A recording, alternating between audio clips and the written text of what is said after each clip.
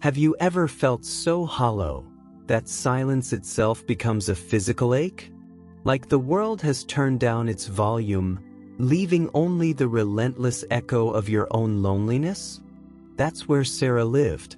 Not in a place, but in that suffocating quiet every single day. Before we begin, if stories like this touch your heart, please like the video, subscribe for more, and tell us in the comments where in the world you're listening from. It means a lot to us. It was late October, the kind of afternoon where twilight arrives early, bruised purple and gray, heavy with the promise of rain that never quite falls. A damp chill seeped through the worn wool of Sarah's coat as she pushed open the heavy door of the Oak Haven County Animal Shelter.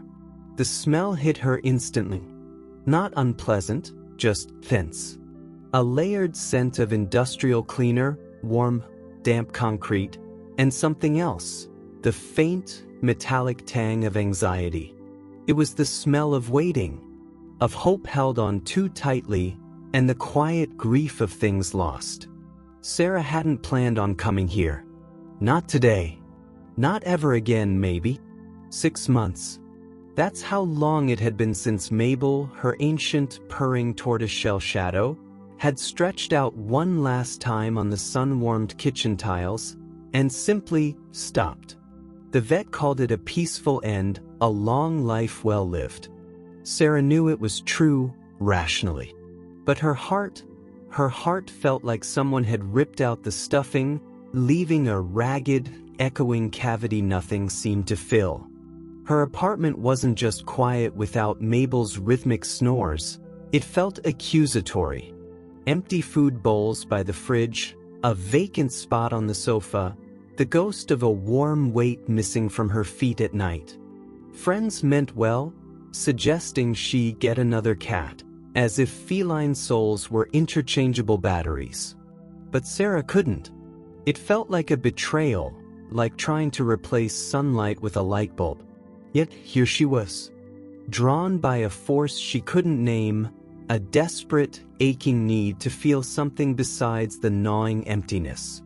Maybe just to see life, furry, breathing life, that wasn't her own reflection in the silent windows. She wandered the rows of cages, her footsteps echoing too loudly in the hushed space. Eyes followed her, hopeful, wary, sleepy. A ginger Tom batted half-heartedly at a dangling toy. A sleek black cat observed her with unnerving stillness. A fluffy gray kitten tumbled over its own paws in a clumsy bid for attention. Sarah's throat tightened. It was overwhelming. The sheer need, the vulnerability. She felt like an imposter, someone who couldn't offer what these creatures deserved. She turned towards the exit, the familiar weight of loneliness settling back onto her shoulders, heavier than before. She saw him, not in a cage, but tucked into a small, open-top enclosure in the quieter back corner, near the staff break room. A quarantine area, a sign said, "New arrivals." He was impossibly small, a tuxedo kitten, maybe 8 weeks old. Black as midnight from nose to tail tip, except for the pristine white bib, paws, and a single, perfect white diamond on his tiny nose. He wasn't playing. He wasn't sleeping. He wasn't crying. He was just sitting, perched upright on a folded towel, his back unnaturally straight, his paws tucked neatly beneath him. He stared straight ahead, not at Sarah, not at anything in particular, just out, into the middle distance of the shelter corridor. His stillness wasn't sleepy, it was profound, intentional, like a miniature statue carved from obsidian and ivory. Something about that absolute stillness, in the midst of the shelter's soft chaos, snagged Sarah's breath. It wasn't fear. It wasn't sadness exactly. It was a watchfulness, a gravity, utterly incongruous on such a tiny frame. He looked old, older than his weeks, older than this place. As Sarah slowly approached, the kitten didn't flinch, didn't mew. His large, green-gold eyes, luminous in the dim fluorescent light, simply slid towards her.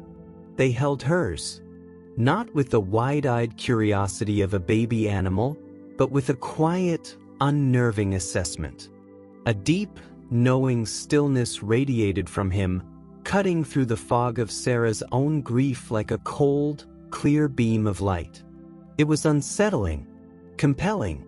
A young shelter volunteer, her name tag reading Chloe, noticed Sarah lingering. "Oh, him," she sighed softly, wiping her hands on her scrubs. "Poor little guy came in last night. Stray, found huddled under a dumpster behind the old hardware store, soaking wet. Skin and bone. Like that ever since. Won't eat much. Won't play. Barely moves. Just sits. We think maybe he saw something bad. He's shut down. Completely." Chloe's voice held a mixture of pity and professional concern. "We're calling him Fig, short for Figaro, but he doesn't seem much like a Figaro, does he? Shut down." The words resonated deep within Sarah's hollowed-out core. She knew that state, that place beyond tears, where the world becomes too loud, too bright, too much, and the only defense is to retreat, to become still, to become small, to become nothing. She looked back at the kitten. His green-gold eyes were still fixed on her. Not pleading, not scared, just present, utterly, silently present. In that gaze, Sarah didn't see just a traumatized kitten. She saw a reflection, a tiny, furry mirror held up to her own fractured heart. The echo of her own silence, sitting on a folded towel, waiting. Sarah hadn't planned on adopting. The thought had been a physical impossibility just minutes ago. But standing there, bathed in the quiet intensity of this impossibly still, impossibly knowing little creature, something shifted. Not a decision, not yet, but a fissure, a tiny crack in the wall she'd built around her grief. A single, silent question bloomed in the emptiness. What happens to the broken things, if no one dares to hold them? She didn't reach out. She didn't speak. She just held his gaze, this miniature statue of sorrow, and for the first time in 6 months, the silence in her chest didn't feel entirely empty. It felt shared. A quiet, fragile connection humming across the space between them, a silent acknowledgement of the wreckage carried within. This wasn't about replacing Mabel. This was something else entirely. Something was beginning. Something small, impossibly fragile, and terrifyingly real. She took a slow, shaky breath, the air tasting different now, charged with the faint scent of antiseptic, damp fur, and the quiet, unsettling gravity of a tiny black and white kitten who simply sat and watched. Bringing Fig home felt less like an adoption and more like smuggling contraband silence into her apartment. The cardboard carrier sat heavy on Sarah's kitchen floor, the only sound within a profound, unnerving stillness. She'd filled Mabel's old bowls with fresh water and kitten kibble, placed a soft, plush bed in a quiet corner near the radiator, scattered a few jingly toys. Standard welcoming committee. It felt inadequate, like offering party hats to a stone statue. She opened the carrier door, stepping back to give him space. Minutes ticked by, measured only by the frantic thud of Sarah's own heart against her ribs. Then, slowly, impossibly slowly, a tiny black nose emerged, sniffing the air. Not cautiously, but deliberately, like a scientist sampling an atmosphere. Then the rest of him, unfolding with that same deliberate, unhurried grace. He stepped onto the linoleum, paused, head held high, surveying the domain. His green-gold eyes swept the room, lingering on the worn sofa, the faded armchair, the hallway leading to the bedroom Sarah hadn't properly entered since Mabel died. There was no kittenish curiosity, no wide-eyed wonder. It was reconnaissance, assessment.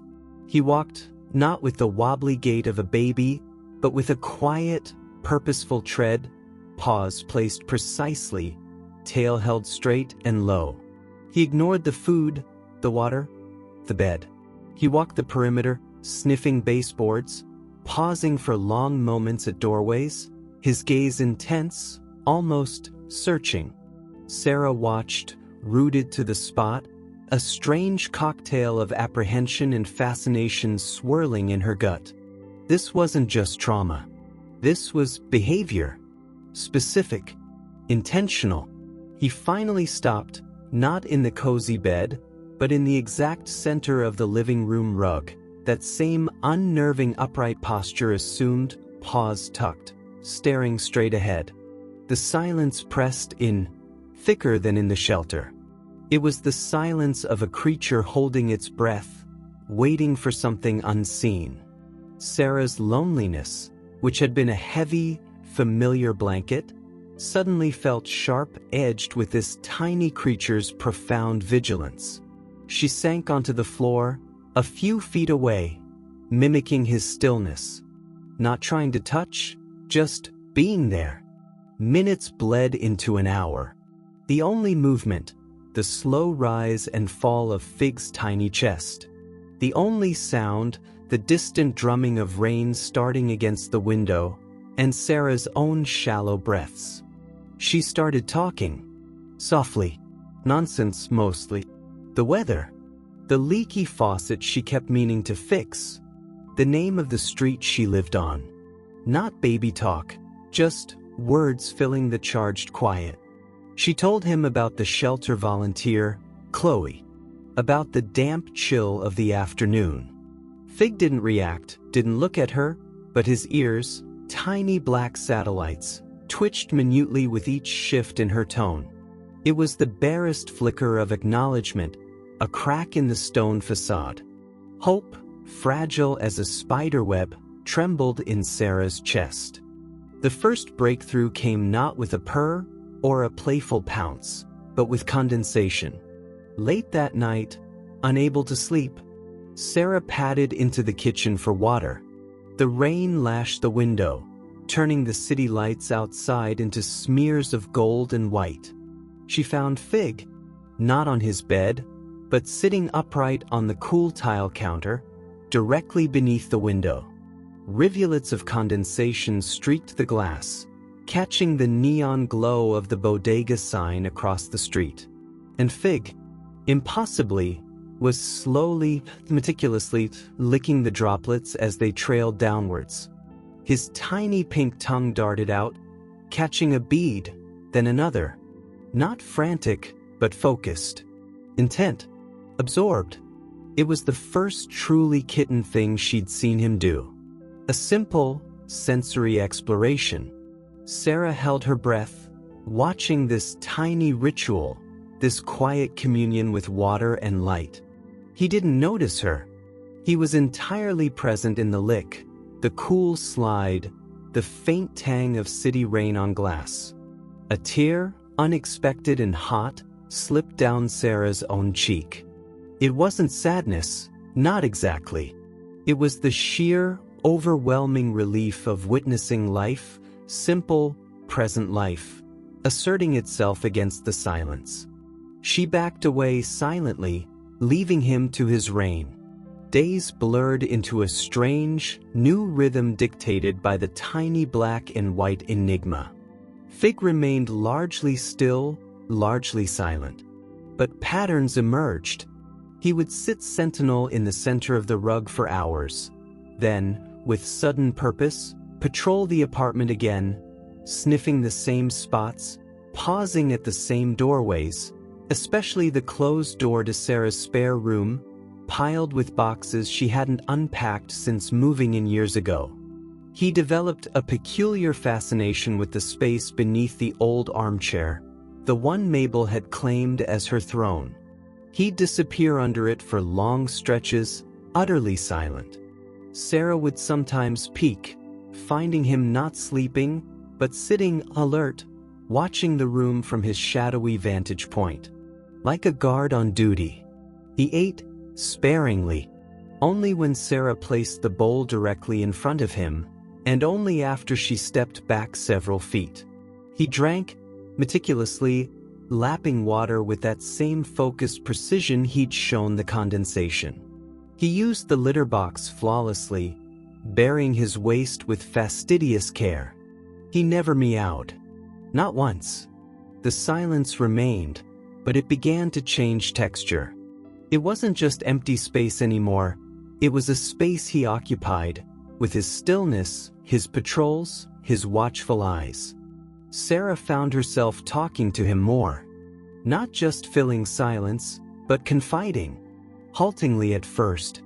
"It rained like this the day we buried my dad," she murmured one gray afternoon, watching Fig track the raindrops on the window again.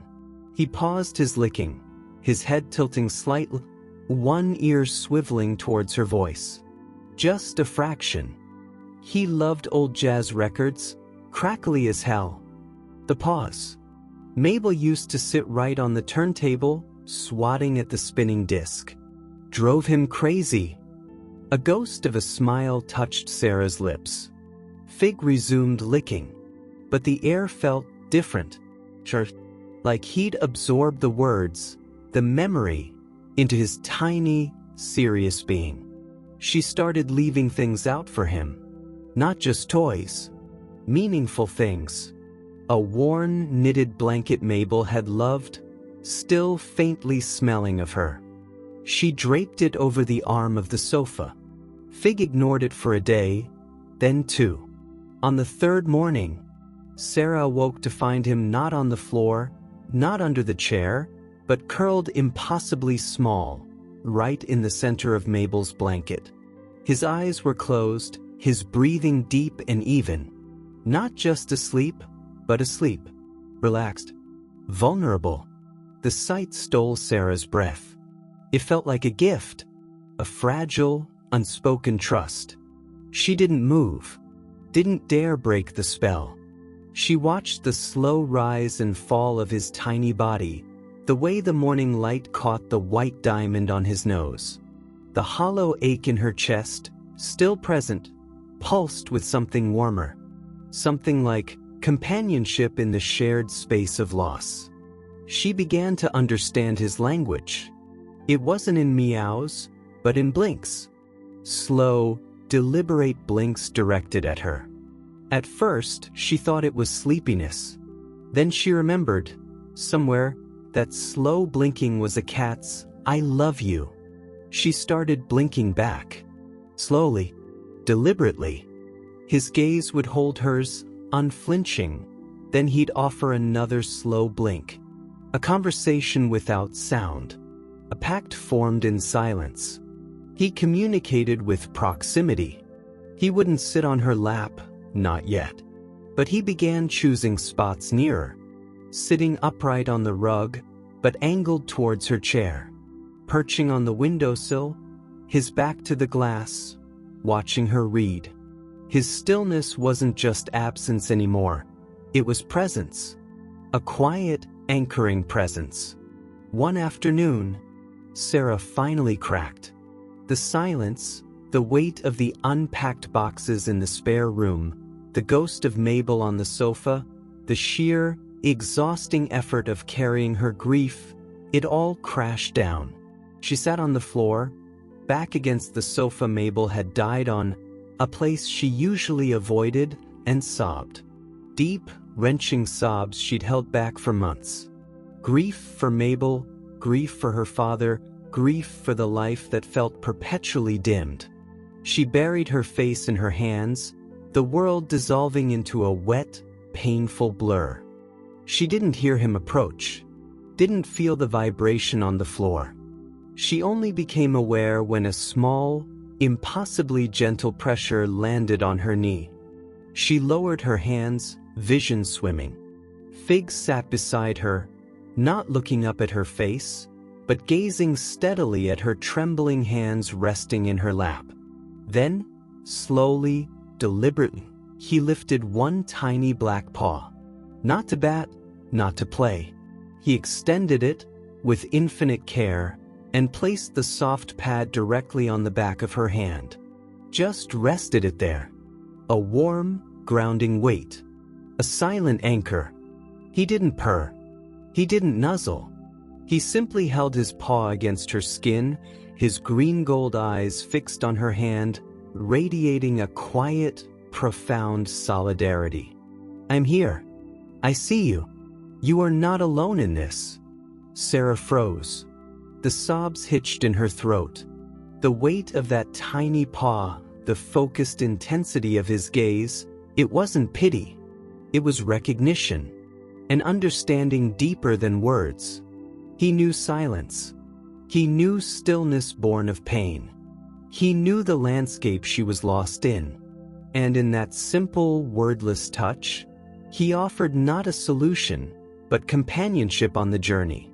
The storm of tears subsided, replaced by a shaky, profound calm.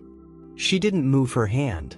She just sat, breathing raggedly, feeling the warmth of his paw seep into her skin, feeling the immense, silent empathy radiating from this tiny creature who barely made a sound. The silence wasn't empty anymore. It was full of shared understanding, full of a quiet, growing trust, full of the simple, life-altering weight of a single black paw resting gently on her trembling hand. The apartment, still quiet, felt fundamentally different. The air hummed, not with absence, but with the fragile, burgeoning connection between two broken souls, finding their way out of the silence, together. One slow blink, one shared breath, one tiny paw at a time. The fragile peace, woven from slow blinks and shared silence, began to fray at the edges. Autumn deepened, stripping the trees outside Sarah's window bare, leaving skeletal branches scratching against the gray sky. The wind carried a new bite, a sharper cold that seeped through the old window frames, making the radiator clank and groan in protest. Inside, the quiet cocoon Sarah and Fig had built started to feel less like sanctuary and more like the calm before a storm neither could name. Fig's patrols became obsessive, no longer the methodical reconnaissance of a new territory, but a frantic, almost desperate circuit. He moved not with his usual deliberate grace, but in quick, jerky bursts. His focus narrowed, laser-like, onto the closed door of the spare room. He'd spend hours sitting rigidly before it, ears pricked forward, nostrils flaring as he sniffed the narrow gap beneath the door. His stillness during these vigils wasn't peaceful, it was charged, tense, electric with an energy Sarah couldn't comprehend. Then came the scratching. Not the idle clawing at a post Sarah had provided, which Fig ignored with aristocratic disdain. This was different. It started subtly, a faint, rhythmic scraping sound, late at night, when the city outside finally hushed. Sarah would lie awake, listening.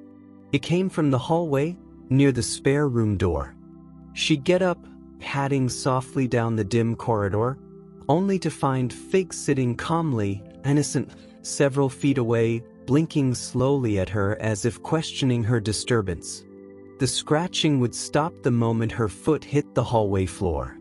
But it escalated. The scraping grew louder, more persistent. It wasn't random. It was targeted.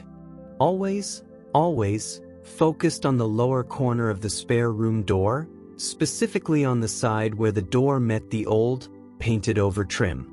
Sarah would rush out, flashlight beam cutting through the darkness, to find faint, fresh marks in the woodwork, tiny parallel grooves, unmistakably made by determined claws.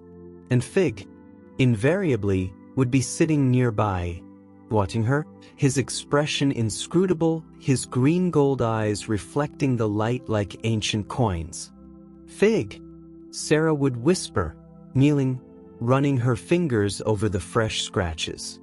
"What is it, little one? What's behind there?" He wouldn't look at the door. He'd look at her. That deep, unnerving stare, holding hers, as if trying to transmit a message her human mind couldn't decode.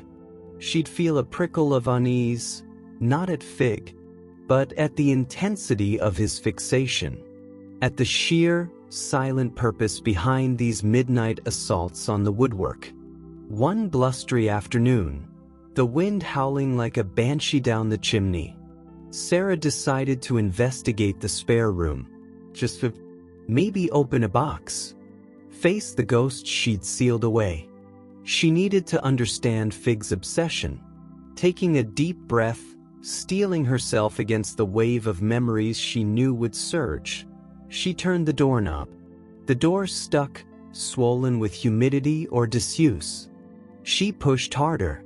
As it groaned open, a small black and white blur shot past her ankles, into the room before she could even register the movement.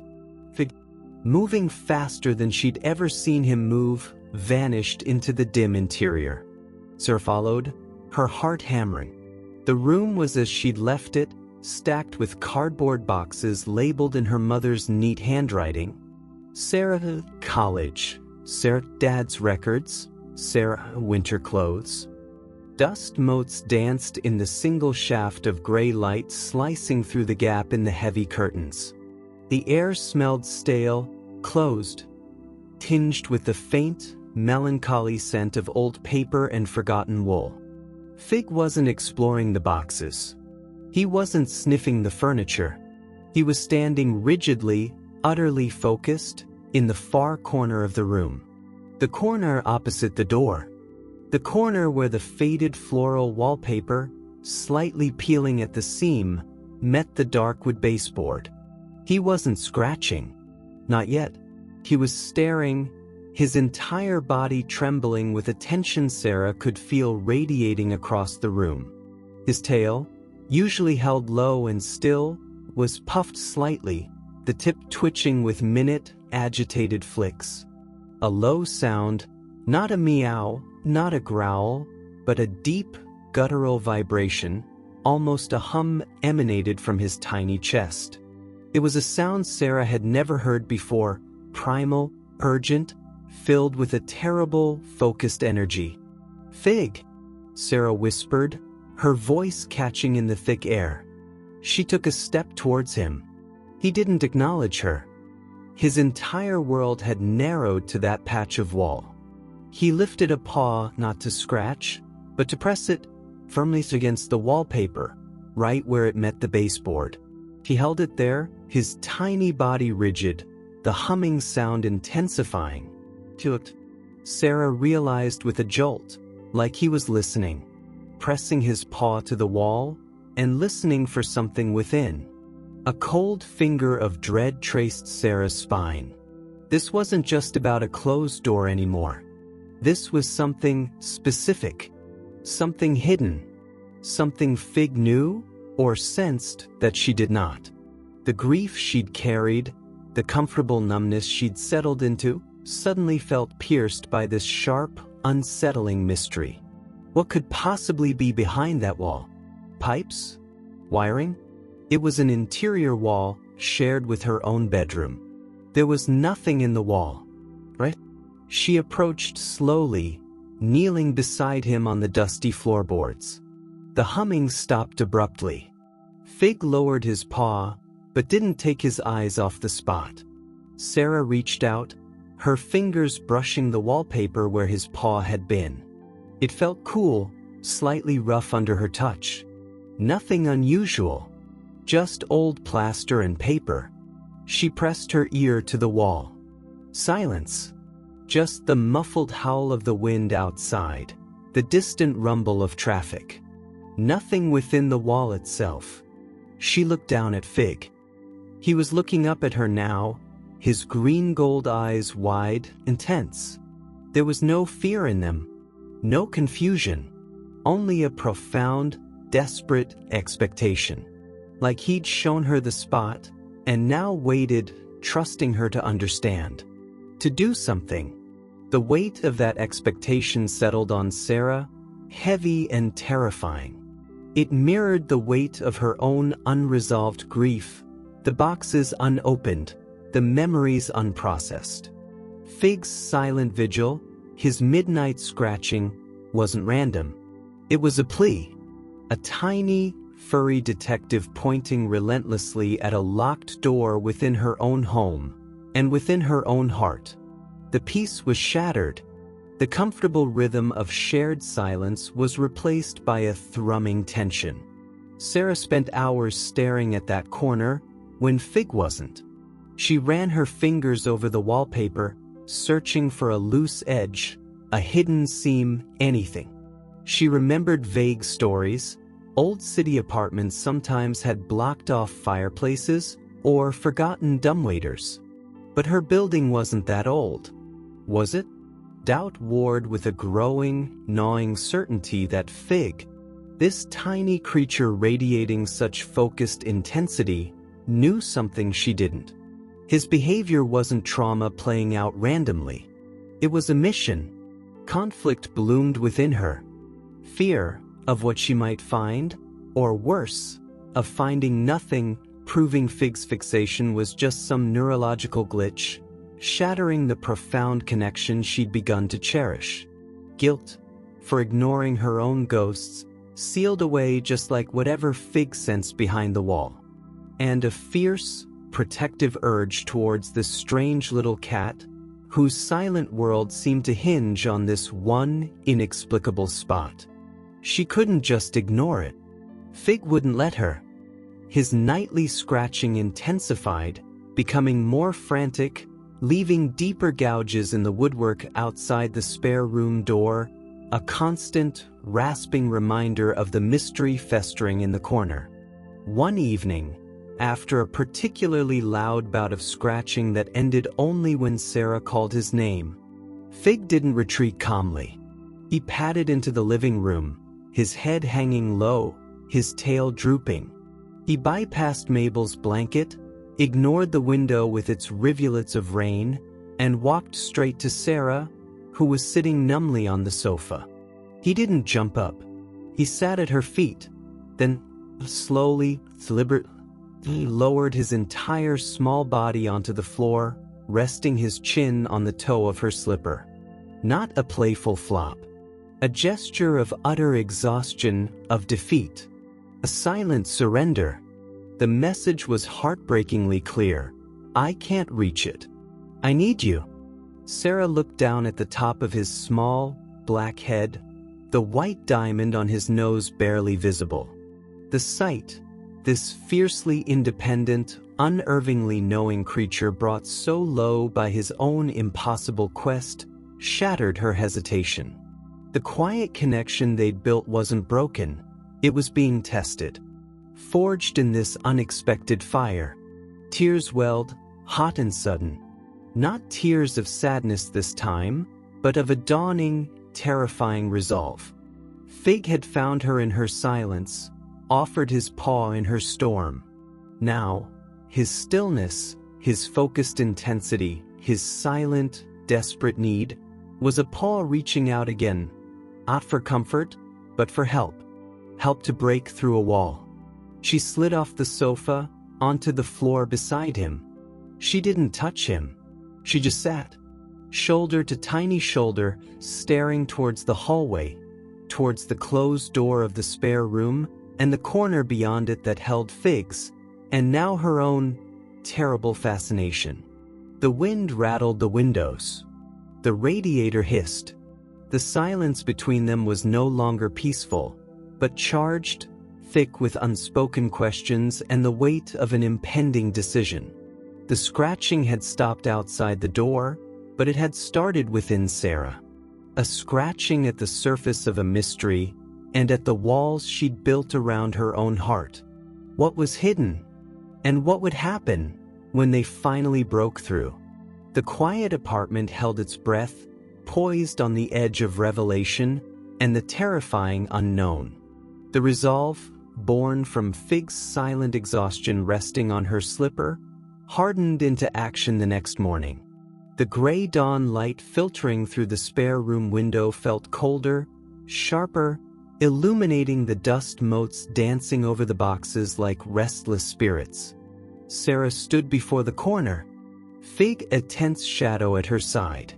His green-gold eyes were fixed, unblinking on the spot where the wallpaper met the baseboard. The air crackled with his focused anticipation, a silent hum Sarah felt in her bones. She'd gathered tools, a claw hammer, a flat pry bar, a utility knife. They felt alien, heavy, in her hands, tools for demolition, not for delicate exploration. Doubt whispered, "What if it's nothing? What if you damage the wall for a cat's fixation?" She looked down at Fig. He lifted his gaze to hers, that deep, expectant stillness radiating from him, banishing the whispers. This wasn't just a cat. This was Fig, who knew silence like she did, who offered his paw in the storm, who had led her here with relentless, silent purpose. "Okay," she breathed, the words swallowed by the dusty quiet. "Show me." She started carefully. Kneeling, she ran the utility knife along the seam where the wallpaper met the peeling paint of the baseboard. The blade snagged on old paste, catching the faded floral pattern. She peeled a strip back, revealing the crumbling plaster beneath, stained yellow with age. Fig pressed closer, his nose almost touching the wall, sniffing intently. His tiny body vibrated, not with fear, but with a fierce concentration. Sarah inserted the thin edge of the pry bar into the gap she'd created. Took a breath. Braced her weight. The plaster resisted, then gave with a sickening, gritty crunch. A chunk the size of her fist broke away, showering dust and fragments onto the floorboards. Fig flinched, but didn't retreat. He leaned in, sniffing the ragged hole, a low, urgent sound, almost a whine, escaping his throat for the first time. Sarah's heart hammered against her ribs. She shone her flashlight into the dark cavity. Spiderwebs, ancient dust, the rough ends of wooden laths. Nothing else. Disappointment, sharp and acidic, washed over her. "Fig," she started, her voice thick. But he wasn't looking at the hole. He was staring, fixedly, at the spot next to it, where the baseboard itself met the floor. He lifted a paw, not to scratch, but to point, tapping the air insistently towards the thick, painted wood molding. Sarah shifted the pry bar, positioned it where his gaze directed, wedging it into the tiny crevice between the baseboard and the warped floorboard. She pushed again, harder this time. The old wood groaned, protesting. Another push. A sharper crack. A section of the baseboard, about a foot long, splintered and pulled away from the wall, revealing a deeper, darker cavity beneath. Not just the wall, but a hollow space between the floor joists. The smell hit her first. Not decay, not rot, but the dry, papery scent of deep time sealed away. Dust, yes, but beneath it, the ghost of cedar and something faintly metallic. Sarah shone the flashlight beam into the narrow gap. The light caught something wedged deep in the shadowed space. Not wood, not plaster. Something smooth, rectangular, tarnished. Her breath caught. She reached in, fingers brushing cold metal, gritty with decades of dust. She grasped it, pulled. It resisted, then slid free, into the dim light of the room. A small, rectangular, metal tin, like an old biscuit tin or a money box. Deep green enamel, chipped and faded, adorned with a painted scene of a Victorian street, almost obliterated by time. The heavy, solid, in her dust-covered hands. Cold, silent, Sarah stared at it, uncomprehending. Fig let out a sound, a soft, shuddering exhale, like a sigh held for a lifetime. He didn't move towards the tin. He sat back, his rigid posture softening, the frantic energy draining from him. He simply watched her. His eyes, those luminous green-gold pools, held a profound stillness now, awaiting, heavy with anticipation, but also release. Sarah sank back onto her heels, the tin resting on her knees. Her fingers trembled as she brushed away the thick layer of grime coating its surface. The metal was icy against her skin. The clasp was stiff, rusted shut. She pried at it with the edge of the utility knife, her hands clumsy with nerves. The lid released with a reluctant scrape. She lifted it. Inside, nestled on a bed of crumbling, yellow tissue paper, lay a single photograph. Black and white, curled at the edges, the emulsion cracked and spotted with age. Sarah lifted it out, her breath fogging in the cold air. She wiped the dust from its surface with her sleeve, her movements slow, reverent, as if handling something sacred. The image swam into focus. A young man, impossibly young, barely more than a boy, stood proudly in a military uniform that looked too big for his frame. World War II era. He had a wide, hopeful smile, eyes crinkling at the corners. His arm was draped casually, lovingly, around the shoulders of a girl. She was beaming, radiant, her dark hair cascading in waves, wearing a simple floral dress. Her head was tilted towards him, adoration shining from her eyes. Behind them, slightly blurred, was the unmistakable brick facade, the familiar arched window of the very building Sarah now lived in.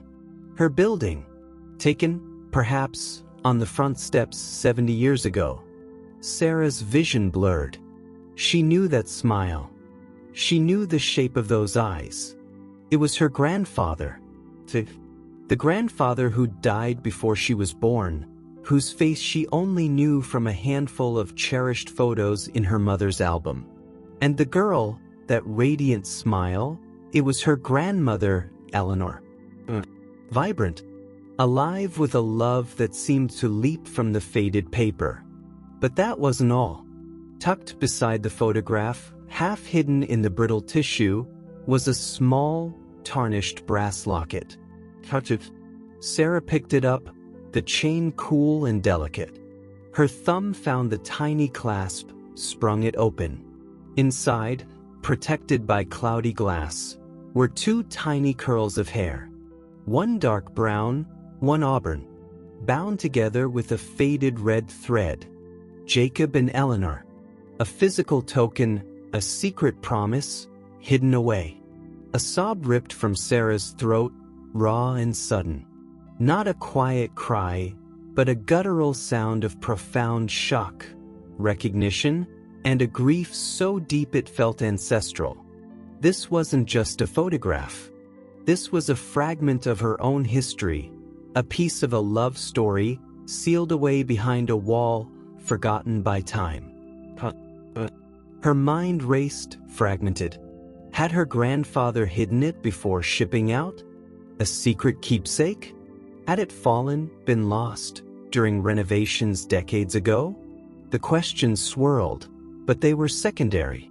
Overwhelmed by the sheer, visceral impact of holding this intimate relic, this tangible proof of lives lived, loved, right in these walls. Tears streamed down her face, hot and unchecked, dripping onto the dusty tin in her lap. She traced the face of her young grandfather, the joyful curve of her grandmother's mouth, frozen in a moment before war, before age, before loss. The grief she carried, for Mabel, for her father, suddenly felt connected, woven into a larger tapestry of love and absence that stretched back generations. The silence of the apartment wasn't empty anymore. It was filled with echoes. Echoes of laughter on the stairs, of a young couple's whispered promises, of lives intertwined with the very bricks and mortar. Through the blur of tears, she felt movement. Fig had crept closer, not to investigate the tin or the photo. He sat beside her, his small body pressed gently against her leg. He didn't look at the treasures unearthed. He looked up at her face, at the tears tracing tracks through the dust on her cheeks. Then, slowly, deliberately, he lifted his head. He nudged her trembling hand, the one holding the photograph, with the cool, smooth velvet of his nose. A gentle touch, insistent, a quiet anchor in the storm of her unraveling. Sarah lowered the photo, her hand trembling violently. Fig pressed his nose more firmly against her knuckles, then, with infinite care, began to gently lick the salty tears from her skin. His tiny pink tongue, rough as sandpaper, moved with a focused tenderness she'd never experienced. It wasn't the playful lick of a kitten. It was an offering, a silent language of comfort, deep and ancient. I see your pain. I'm here. This is why. The dam broke completely. Sarah crumpled, folding over the tin and the photograph, her body racked with sobs that seemed to come from the very core of her being. Grief, not just for her own losses, but for the passage of time, for the young lovers frozen on paper, for the hidden stories sealed within walls, for the universal ache of love and its inevitable parting. She cried for the grandfather she never knew, for the grandmother who became old and frail, for her father who carried his own quiet sorrows, for Mabel's warm weight, for the sheer, beautiful fragility of it all. And Fig, he stayed. He didn't try to stop her. He didn't move away. He simply pressed his small, warm body harder against her side, a solid point of contact in the swirling chaos of her emotions. He rested his chin on her thigh, his green-gold eyes watching her, holding space for the tempest. His purse started, a low, deep vibration, not the idle rumble of contentment, but a resonant hum that seemed to emanate from his very core, a primal sound of solace, a steady, grounding thrum that echoed in the hollows of her own chest. It filled the dusty room, a counterpoint to her ragged breaths, a tangible, living comfort. The storm eventually subsided, leaving her spent, hollowed out, but strangely lighter. The raw, jagged edges of her grief felt smooth, not erased, but integrated. She sat amidst the debris of plaster and splintered wood, the cold metal tin, the fragile photograph, and the warm, purring creature pressed against her. The mystery wasn't solved, the how or why the tin was hidden remained. But the what, the profound, unexpected connection, was devastatingly clear. Fig hadn't been scratching at a wall. He'd been scratching at a sealed chamber of forgotten love.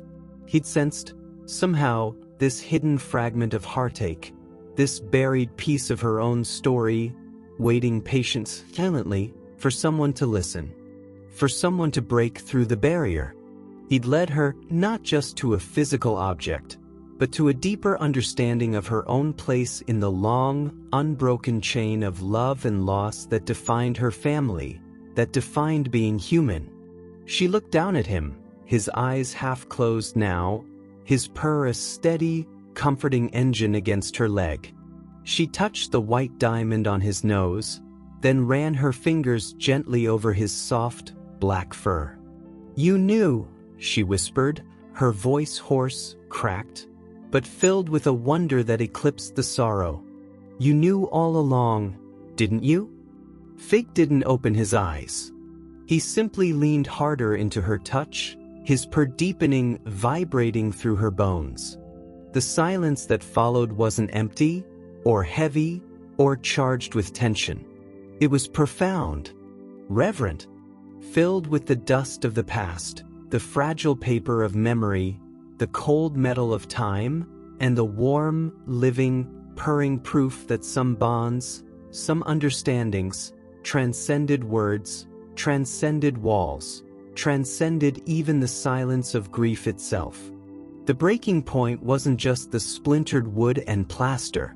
It was the shattering of Sarah's isolation, the crumbling of the wall she'd built around her own heart, allowing the echoes of the past, and the quiet, persistent love of a small, black and white cat to finally flood in.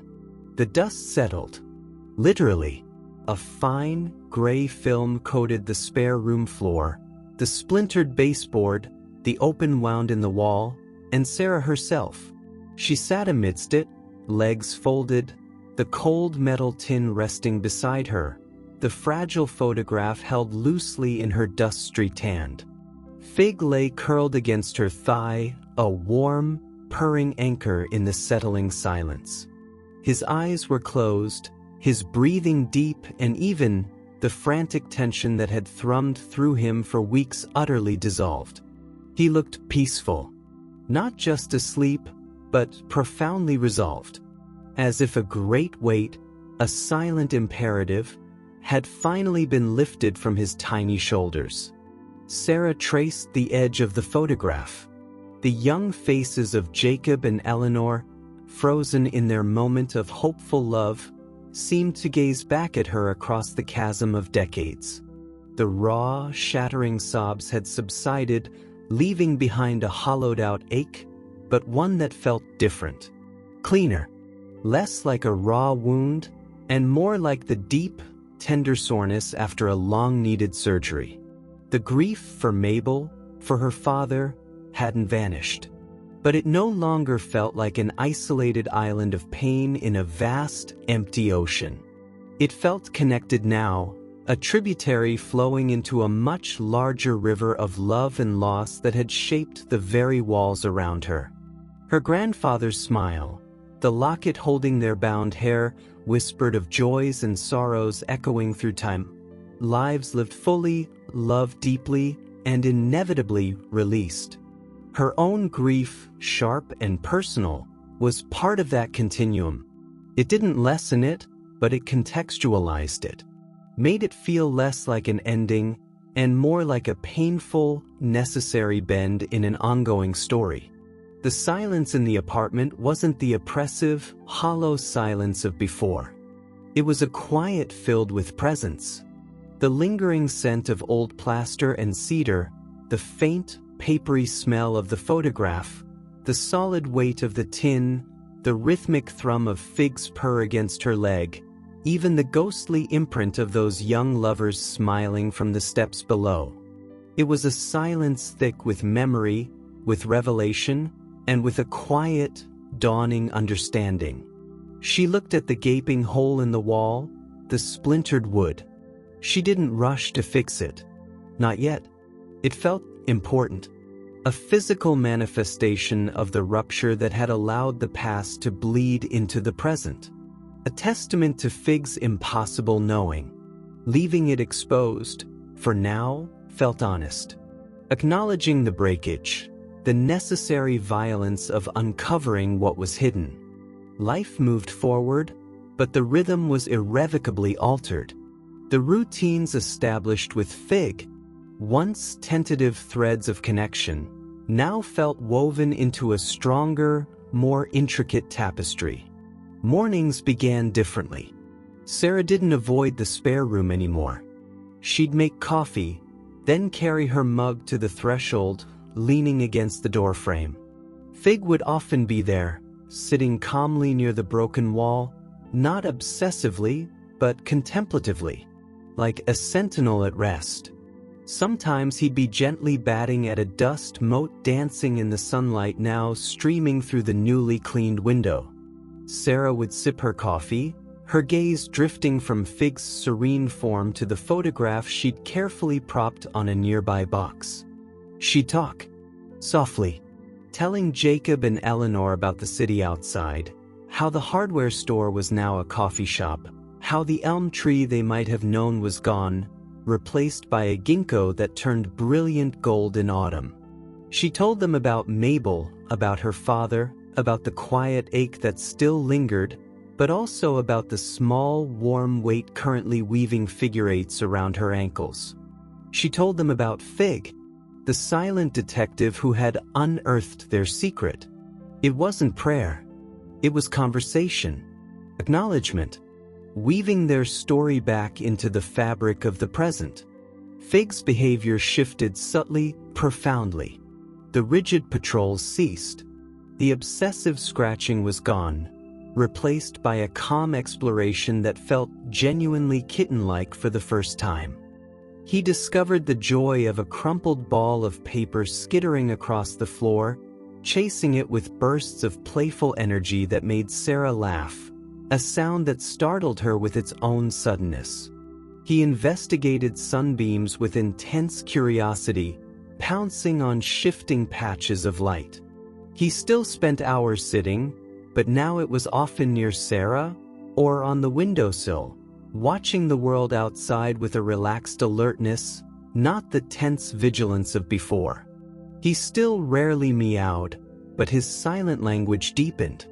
The slow blinks came more frequently, held longer.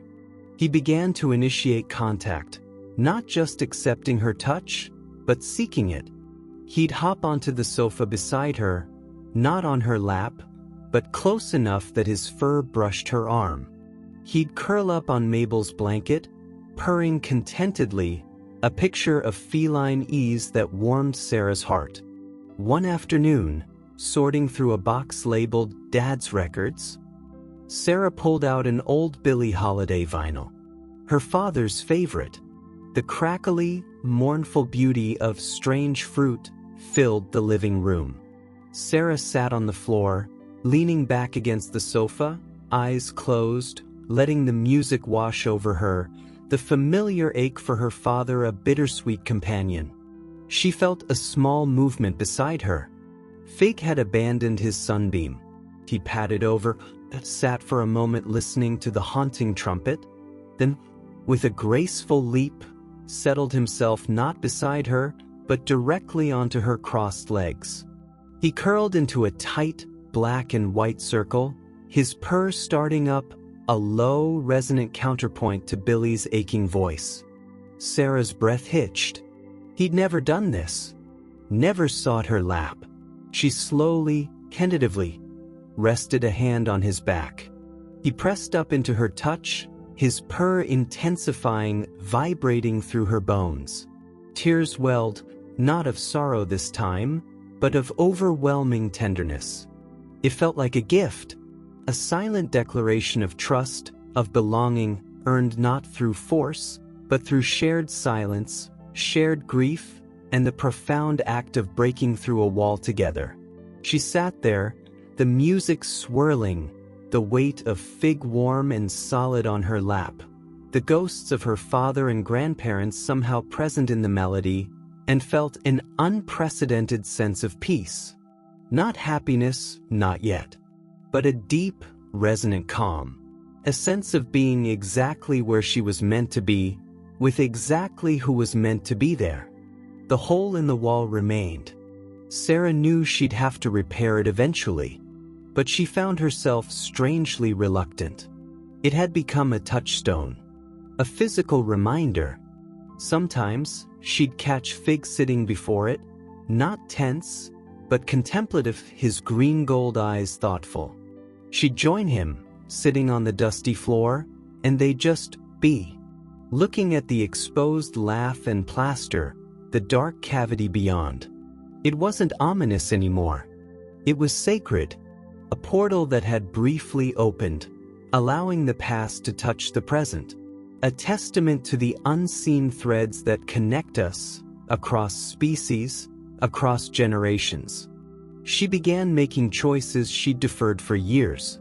She finally unpacked the boxes in the spare room, not with frantic energy, but with a slow, deliberate reverence. She found her father's old sweater, threadbare at the elbows, still holding a faint trace of his pipe tobacco scent. She didn't pack it away. She draped it over the back of the armchair. She framed Jacob and Eleanor's photograph, placing it not hidden away, but on the small bookshelf in the living room beside a picture of her parents and one of Mabel sleeping in a sunbeam.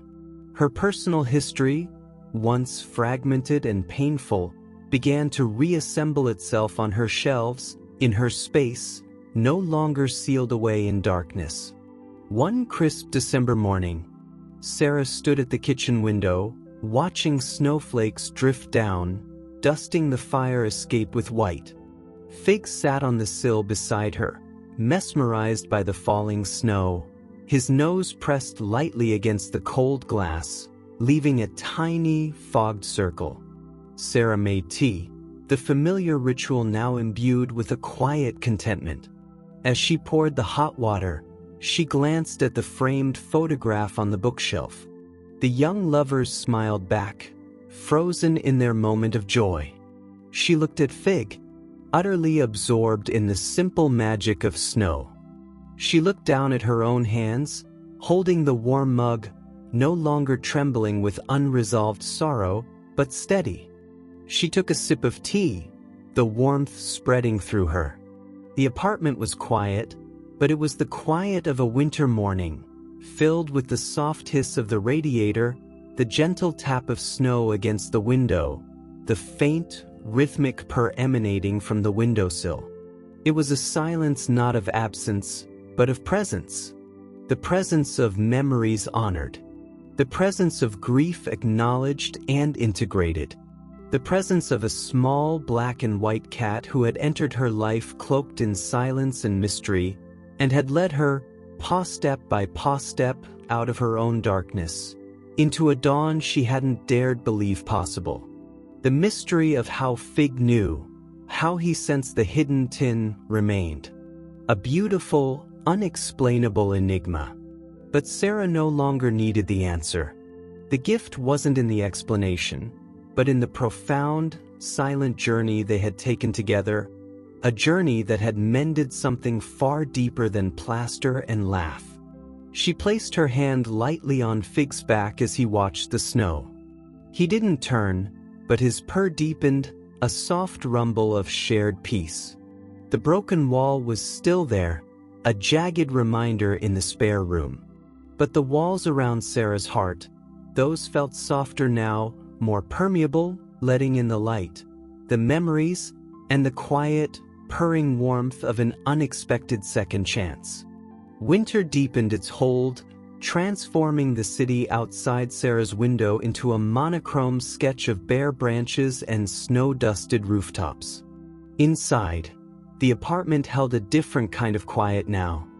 Not the hollow silence of before, nor the charged tension of the scratching days, but a deep, resonant calm, like the hush after a long-awaited snowfall.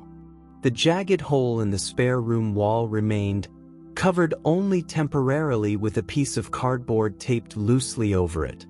Sarah found she couldn't bring herself to seal it up completely just yet. It felt necessary. A tangible reminder of the rupture that had brought light into the darkness. Life with Fig settled into a rhythm that felt both new and profoundly familiar. He was different. The frantic energy, the obsessive patrols, the unnerving stillness that felt like waiting, it had all dissolved. In its place was a kitten discovering the world. Really discovering it. He chased dust bunnies with comical ferocity, pounced on sunbeams with abandon, batted pens off Sarah's desk with a mischievous glint in his green-gold eyes. He discovered the ecstasy of a cardboard box, tunneling in, popping out, ambushing imaginary foes. He even, tentatively, began to play. Sarah would dangle a string, and after weeks of stoic indifference, a tiny black paw would flash out, tentative at first, then with growing confidence, a spark of pure, unadulterated feline joy igniting in his gaze. He still sought quiet moments. He'd perch for hours on the windowsill, watching snowflakes drift down, his reflection a tiny, serious sentinel against the gray sky. Or he'd curl up on Mabel's blanket, purring that deep, resonant purr that vibrated through the floorboards. But now, it was the purr of contentment, of safety, of a creature finally, truly, at home. Sarah continued her conversations with the photograph. Jacob and Eleanor's youthful faces, framed now on the bookshelf, seemed less like ghosts and more like silent companions. She'd tell them about Fig's latest antics, about the leaky faucet she'd finally fixed, about the melancholic beauty of the winter light streaming through the frost-patterned window. She felt their presence, not as a haunting, but as a gentle undercurrent, a reminder of the enduring pulse of life and love that flowed beneath the surface of things. One bitterly cold afternoon, the kind where the wind howled like a lost thing down the alleyways and frost etched intricate, skeletal patterns on the inside of the window panes, Sarah decided it was time to properly honor the tin. She carefully lifted it from the shelf, brushing away a fresh layer of dust. She opened it, the stiff hinge protesting faintly. The photograph, the locket, nestled in their crumbling tissue paper. She lifted the locket out, the tiny heart cool against her palm. She hadn't opened it since that first, shattering moment in the spare room. The cloudy glass, the bound curls of hair, felt too intimate, too raw. Holding it now, in the quiet warmth of the living room, Fig purring softly on the rug nearby, felt different. Less like handling a relic, more like holding a promise. She ran her thumb over the tarnished brass, feeling the intricate scrollwork she hadn't really noticed before. Near the clasp, almost worn smooth by time, was a tiny engraving. She hadn't seen it, obscured by tarnish and grime. Holding it up to the weak winter light, she squinted. Two tiny words, elegantly scripted. Always here. A breath caught in Sarah's throat. Always here. Not forever yours, or with love, but always here.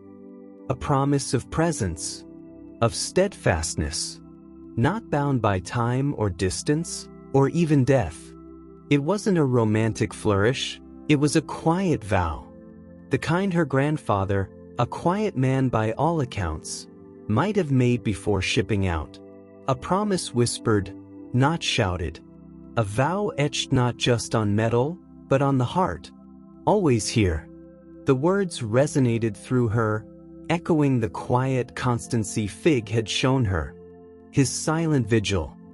His paw on her hand in her storm of grief.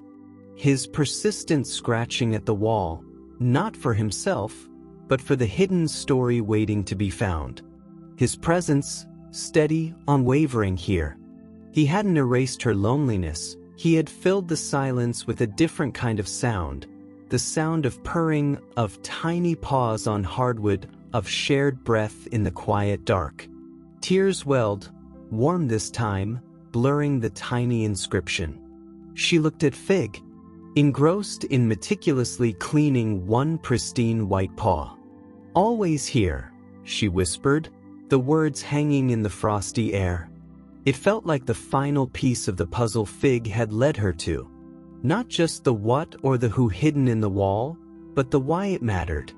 Why he had mattered. He wasn't just a cat who sensed something strange. He was a living embodiment of that very promise.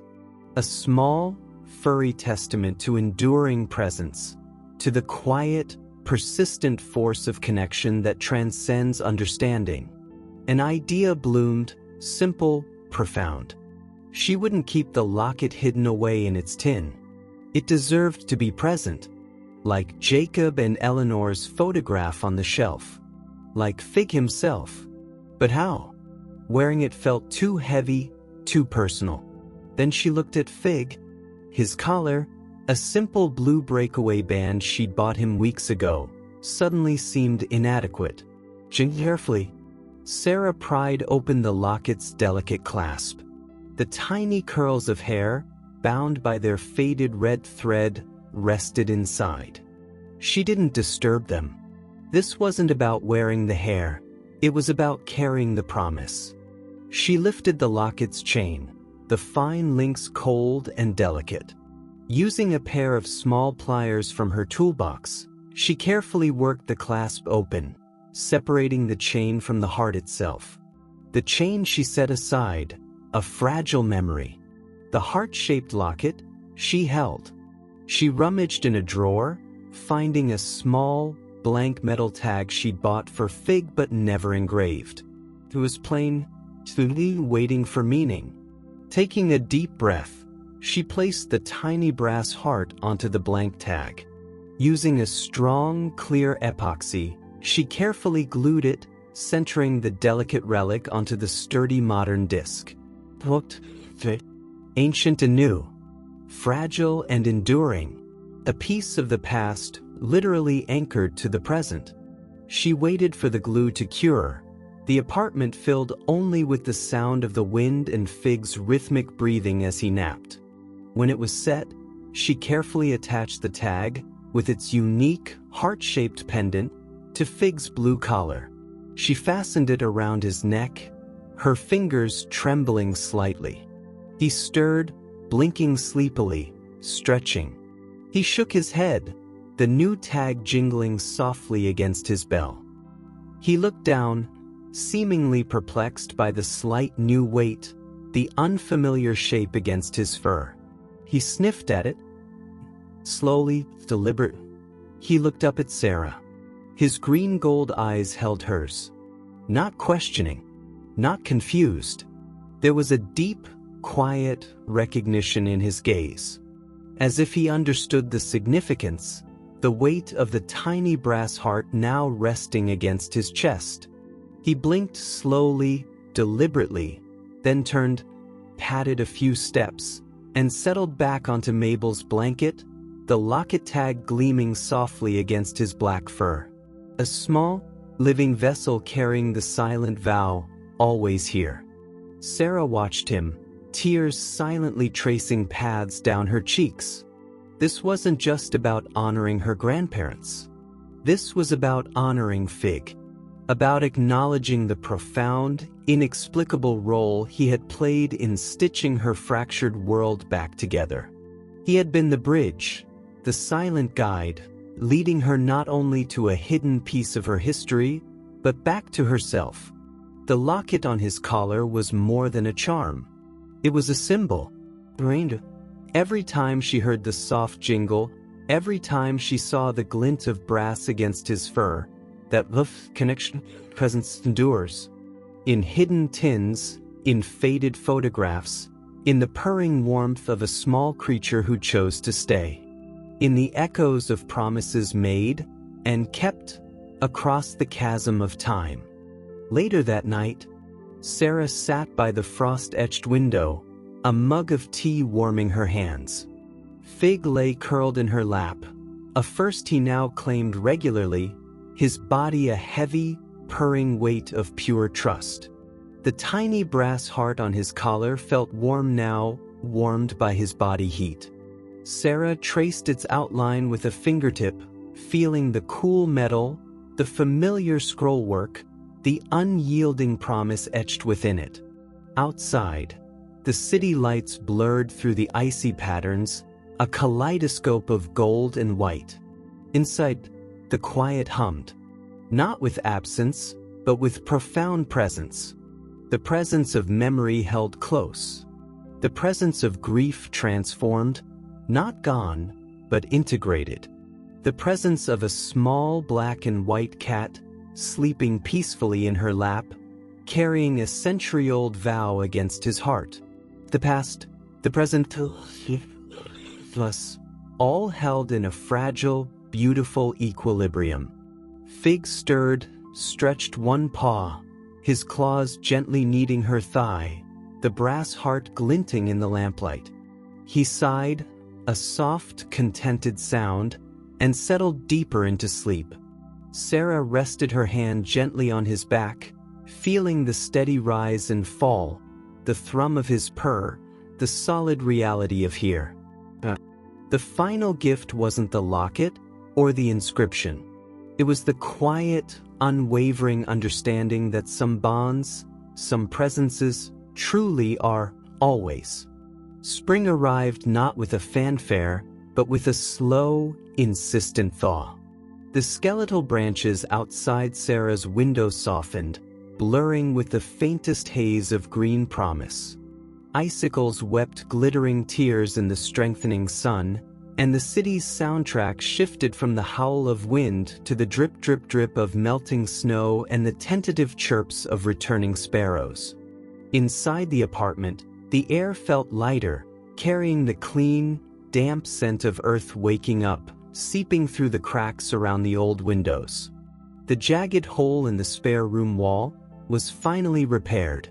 One bright Saturday, Sarah had gathered fresh plaster, a sanding block, and a small can of paint nearly matching the faded floral wallpaper. It wasn't about forgetting. It was about integration. About honoring the rupture by gently sealing it, making it part of the room's story, not a raw wound.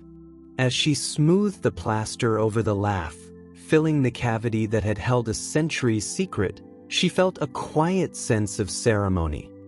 Fig watched from his perch on a nearby box, his green-gold eyes following her movements with serene interest, the tiny brass heart on his collar glinting in the sunlight streaming through the now-clean window. When she pressed the final piece of patched wallpaper into place, carefully aligning the faded roses as best she could, Fig let out a soft, satisfied sigh, as if releasing a breath he'd held since the moment he first pressed his paw against that spot. The mystery wasn't erased, it was respectfully laid to rest, its treasure now part of their daily world. Life with Fig settled into a deep, unshakable rhythm. The kitten who had arrived cloaked in profound silence and unnerving stillness was now, undeniably, a cat. Her cat. He greeted her at the door with trilling chirps, a sound he'd discovered and seemed to reserve just for her. He commandeered her lap the moment she sat down, purring his resonant purr, a sound that had become the very heartbeat of the apartment. He played with abandon, chasing laser dots with lethal focus, wrestling feather toys, executing gravity-defying leaps from the back of the sofa. He still loved his quiet moments on the windowsill, watching the world with thoughtful eyes, but the tension, the vigilance, was gone, replaced by a profound ease, a sense of belonging so complete it radiated from him. Sarah watched him, this small black and white creature who had rewritten her world, and the meaning of it all settled over her, not as a thunderclap, but as the gentle, inevitable warmth of the spring sun. It wasn't just about finding a hidden photograph, though that was a seismic shift. It wasn't just about the companionship easing her loneliness, though that was a profound gift. It was about the invisible threads. The threads that connected her to Jacob and Eleanor, their young love sealed away but never extinguished, whispering through time in a tarnished locket.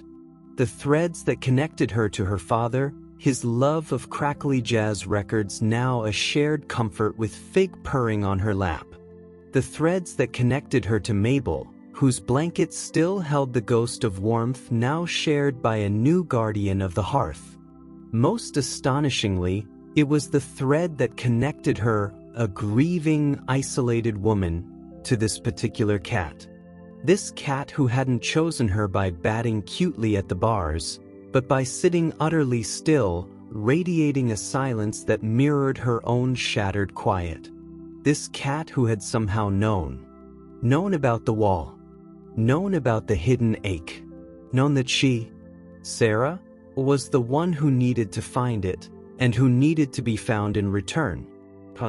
The question lingered, a beautiful, unexplainable mystery. Did he hear a faint, forgotten echo trapped in the plaster? Sense the residual energy of love and secrecy clinging to the hidden space?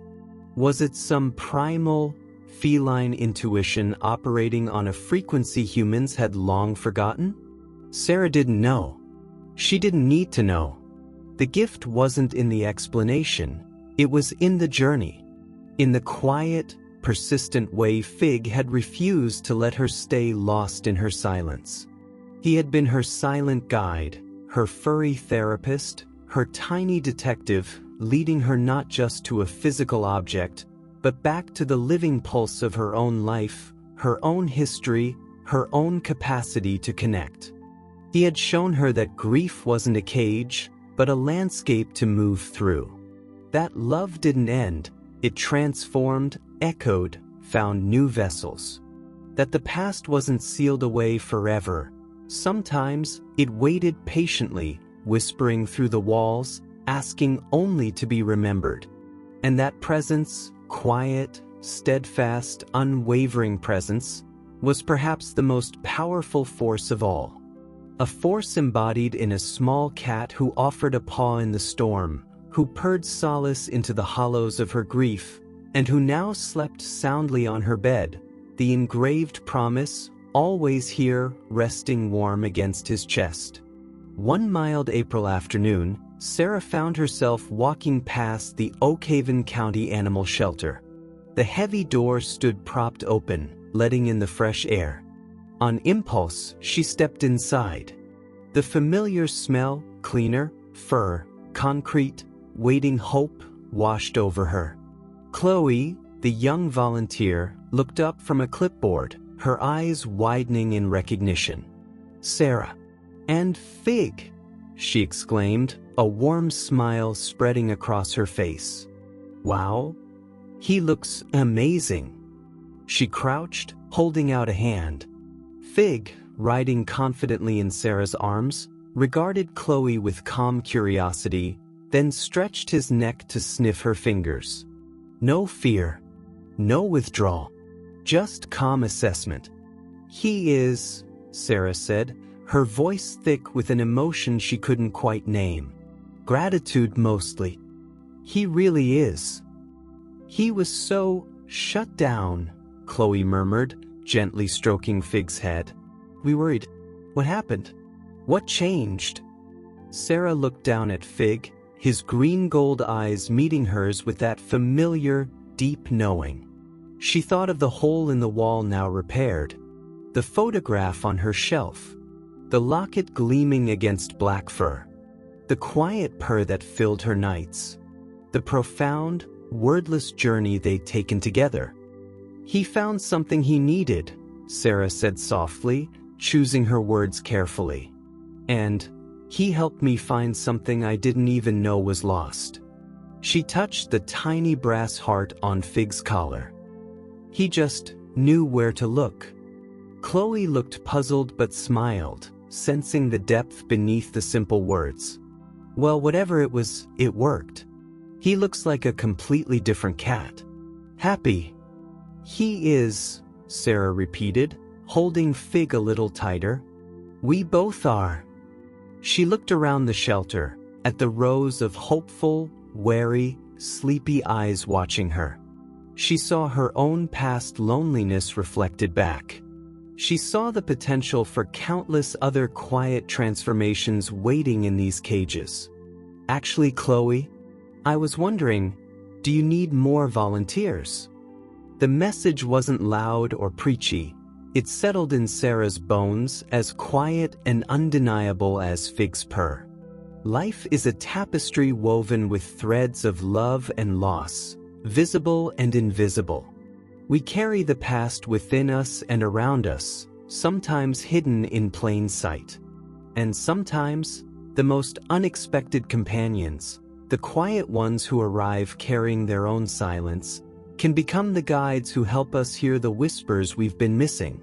They show us that connection is possible, even from the depths of grief. That healing isn't about erasing the past, but integrating it, honoring it, letting its echoes inform the present. That a promise of presence, always here, whether etched on metal, held in a photograph, or embodied in the warm weight of a purring cat on your lap, is the most powerful anchor we have in this beautifully fragile, often heartbreaking, and ultimately connected world. It's a promise that love, in its myriad forms, endures. It finds a way. Sarah signed the volunteer forms. As she turned to leave, Fig shifted in her arms, looking back towards the rows of kennels. For a fleeting second, his gaze rested on a small, fluffy gray kitten, tumbling clumsily in its enclosure. Sarah felt a gentle pressure of his paw against her arm. Not pointing, just noticing. A silent acknowledgement of another story waiting to unfold, another thread waiting to be gently picked up and woven into the grand, mysterious design. She blinked slowly at him. He blinked slowly back. The silent conversation that had begun in a shelter corner months ago continued, richer now, filled with the unspoken understanding of all they'd shared. Outside, the spring air was sweet and cool. Sarah shifted Fig to her shoulder, feeling the solid warmth of him, the soft brush of his fur against her cheek, the faint, comforting jingle of his bell, and the smooth, cool metal of the locket against her skin. She walked down the street, not towards the bus stop, but towards the park, where the first brave crocuses were pushing through the damp earth. Fig lifted his nose, sniffing the new scents carried on the breeze: damp earth, young leaves, distant traffic, the promise of warmth. Sarah took a deep breath, filling her lungs with the same air. The silence within her wasn't empty anymore. It was full of memory, full of peace, full of the quiet, purring certainty that no matter what seasons came, what losses might follow, what hidden stories awaited discovery, she was not alone. The echo of love, past and present, walked beside her, a small, warm weight on her shoulder, a brass heart resting against her pulse, a silent, enduring vow, always here. The end, but the stories never truly are. If Fig and Sarah's journey touched your heart, please like this video, subscribe for more real-life tales of hope and connection, and tell us in the comments below, where in the world are you listening from? Your stories, your shared moments, they mean the world. Ring the bell so you never miss our next story, because sometimes the quietest souls have the most extraordinary tales to tell. Thank you for listening, for sharing, for being part of this circle of warmth.